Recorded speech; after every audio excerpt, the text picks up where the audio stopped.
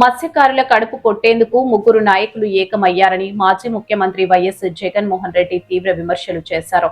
జువలదిన్న హార్బర్లో మత్స్యకారులను ఇబ్బందులకు గురి చేస్తున్నారని ఆయన ఆరోపించారు. రాష్ట్ర ముఖ్యమంత్రి కుమారుడు నారా లోకేష్ ఒక ఎంపీ, ఒక ఎమ్మెల్యే కలిసి మత్స్యకారులపై ఒత్తిడి తీసుకొస్తున్నారని అన్నారు. జువలదిన్నె హార్బర్ ప్రైవేటీకరణకు వ్యతిరేకంగా మత్స్యకారులతో జగన్మోహన్ రెడ్డి ముఖాముఖి నిర్వహించారు. హార్బర్ ను ప్రైవేటు కంపెనీకి అప్పగిస్తే మత్స్యకారులు తీవ్రంగా నష్టపోతారని ఆయన ఆగ్రహం వ్యక్తం చేశారు. గతంలో వైసీపీ ప్రభుత్వం మత్స్యకారుల సంక్షేమానికి ప్రత్యేక ప్రాధాన్యత ఇచ్చిందని గుర్తు చేశారు. హార్బర్ పై పూర్తి హక్కులు మత్స్యకారులకే ఉండాలని డిమాండ్ చేశారు. ఎన్డీఏ ప్రభుత్వం తీసుకుంటున్న నిర్ణయాలు మత్స్యకారుల భవిష్యత్తును ప్రమాదంలోకి నెడుతున్నాయని విమర్శించారు. మత్స్యకారుల కుటుంబాలు ఉపాధి కోల్పోతే సహించబోమని హెచ్చరించారు. ప్రభుత్వం వెంటనే ఈ నిర్ణయాన్ని వెనక్కి తీసుకోవాలని, లేదంటే ముఖ్యమంత్రి ఎన్ చంద్రబాబు నాయుడికి ప్రజలే గట్టి బుద్ధి చెబుతారని అన్నారు. మేము అధికారంలోకి రాగానే జువ్వలదిన్న నుంచి సాగర్ డిఫెన్స్ ప్రైవేటు కంపెనీని తరలిస్తామని కూడా ఈ సందర్భంగా ప్రకటించారు. మత్స్యకారుల సమస్యలపై పోరాటానికి వైసీపీ ఎప్పుడు ముందుంటుందని జగన్మోహన్ రెడ్డి స్పష్టం చేశారు.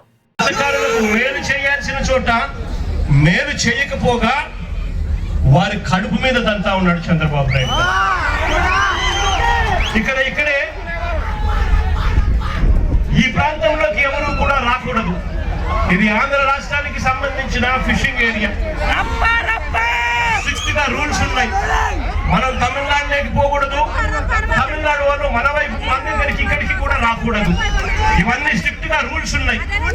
రూల్స్ ఉన్నా కూడా పక్కన తమిళనాడు నుంచి కరైకల్ ప్రాంతానికి చెందిన బోట్లు, మెకనైజ్డ్ బోట్లు మన ప్రాంతానికి ఇక్కడికి వచ్చి వాళ్ళు మెకనైజ్డ్ బోట్లతో ఇక్కడ మన మత్స్య సంపదనంతా కూడా తరలించుకొని పోతా ఉంటే మన వాళ్ళు కడుపు మండి, మన వాళ్ళు తినడానికి ఇబ్బంది పడే పరిస్థితుల్లో కడుపు మండి రాష్ట్ర ప్రభుత్వం పలకని పరిస్థితిలో ఆ బోట్లను మన మత్స్యకారుల దగ్గరుండి ఆ బోట్లను పట్టుకొని పోలీసులకు అప్పచెప్తే పోలీసులు ఆ బోట్ల మీద కేసులు కట్టి ఎఫ్ఐఆర్ చేసి ఆ బోట్లను సీజ్ చేస్తే ఆ సీజ్ చేసిన ఆ బోట్లను, ఆ ఎఫ్ఐఆర్ కట్టిన ఆ బోట్లను చివరికి మళ్ళీ ఏమైంది, ఇక్కడే ఇది ఫోన్ కాల్ డేటా.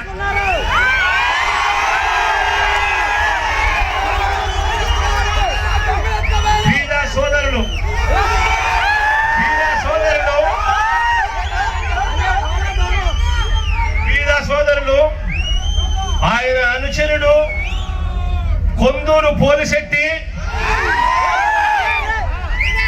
అక్కడ బోటు యజమానులు అశోక్,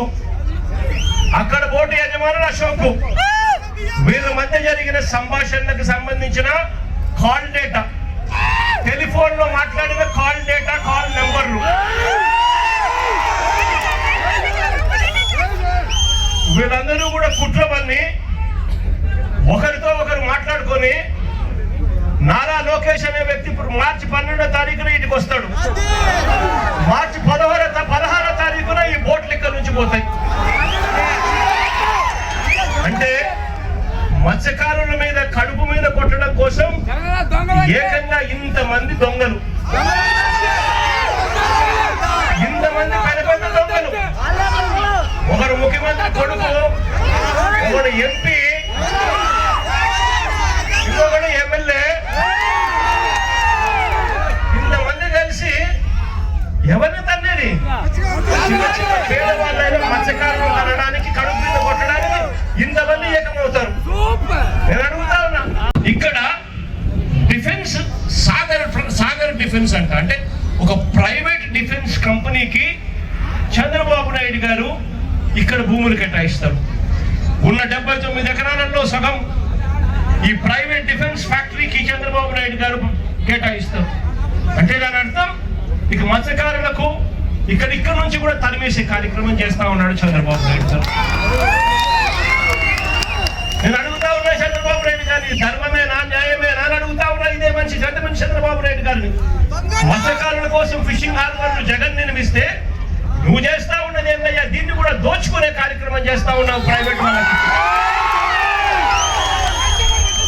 ప్రైవేట్ వాళ్ళకి నువ్వు ఇవ్వాలి అనుకుంటే పక్కన కృష్ణపట్నం పోర్టు ఉంది, ఆ పోర్ట్లో కావాలంటే దండిగా ల్యాండ్ ఉంది, అక్కడ కావాలంటే వాళ్ళకి ఇచ్చుకోవచ్చు. కానీ ఇక్కడ మత్స్యకారులను పొట్టగొట్టడం ఎందుకు చంద్రబాబు అని చెప్పి చంద్రబాబు నాయుడు గారు గట్టిగా వార్నింగ్ కూడా ఇస్తా ఉన్నా.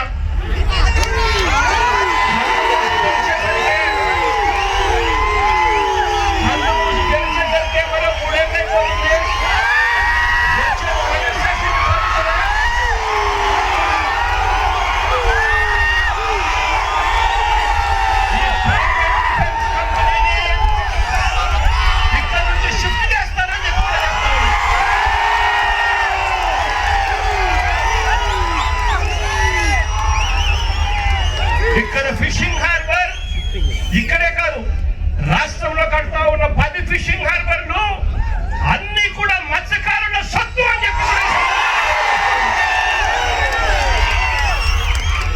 దీన్ని ఎవ్వరూ కూడా వాళ్ళ దగ్గర నుంచి తీసేయలేరు.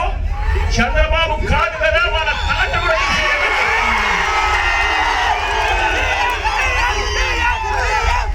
ఇదే ప్రాజెక్టును మళ్ళీ ఎన్నికలు అయిపోయిన తర్వాత మోడీ గారు ఆగస్టులో మళ్ళీ ఆయన కూడా వర్చువల్ గా దీన్ని స్టార్ట్ చేశారు.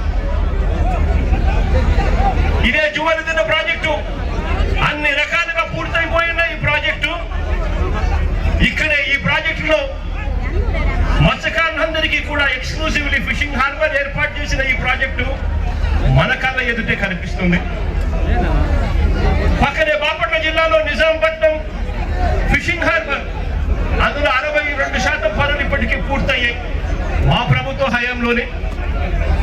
కృష్ణా జిల్లాలోని మచిలీపట్నం హార్బర్ను అక్కడ దాదాపుగా 57% పనులు పూర్తయ్యాయి మన ప్రభుత్వ హయాంలోనే. కాకినాడ జిల్లా ఉప్పాడలో మరో ఫిషింగ్ హార్బరు మన ప్రభుత్వ హయాంలోనే 56% పనులు పూర్తయ్యాయి. ఈ 4 ఫిషింగ్ హార్బర్లు యుద్ధ ప్రాతిపదికన అడుగులు వేగంగా ముందుకు పడతా ఉన్న పరిస్థితులు. మరోవైపున ఫేజ్ 2 కింద, రెండో ఫేజ్ కింద శ్రీకాకుళం జిల్లాలో బుడగట్లపాలెం, మంచినీళ్ళపేట ఈ 2 ఫిషింగ్ పోర్ట్లను శ్రీకారం చుట్టాము. అనకాపల్లి జిల్లాలో పూడిమడక కూడా శ్రీకారం చుట్టాము. పశ్చిమ గోదావరి జిల్లాలో బయ్యపు తిప్ప దగ్గర మరో ఫిషింగ్ హార్బర్ కు శ్రీకారం చుట్టాము. బాపట్ల జిల్లాలో వాడరేవుకు మరో ఫిషింగ్ హార్బర్ కు శ్రీకారం చుట్టాము.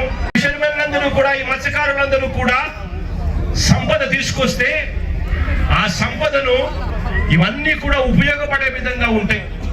ఇక్కడ మత్స్యకారు అక్క చెల్లెమ్మలకు కూడా మంచి జరిగించే విధంగా ఆ అక్క చెల్లెమ్మలలో ప్యాకింగ్ లోను, వాల్యూ అడిషన్ లోను, మార్కెటింగ్ లోను, ఫుడ్ స్టాల్స్ లోను వీళ్ళందరికీ కూడా పని దొరుకుతుంది.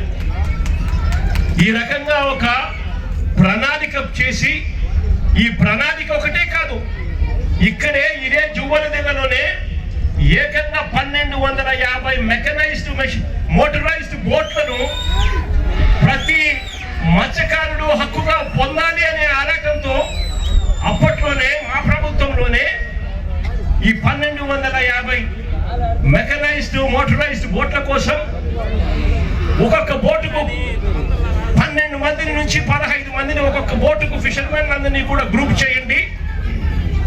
ఒక్కొక్క బోటుకు 12 మంది ఫిషర్మెన్ ఓనర్లు అవుతారు. వాళ్ళు కేవలం 10% కట్టుకుంటే చాలు. 50% రాష్ట్ర ప్రభుత్వం, 40% రాష్ట్ర ప్రభుత్వం గ్రాంట్ గా ఇస్తుంది, 50% లోన్గా సమకూరుస్తుంది. ఈ ఆదాయం అంతా కూడా ప్రతి మత్స్యకారుడు కూడా చెందాలి, మత్స్యకారుల జీవితాలు బాగుపడాలని చెప్పి అప్పట్లోనే అడుగులు కూడా పడ్డాయి.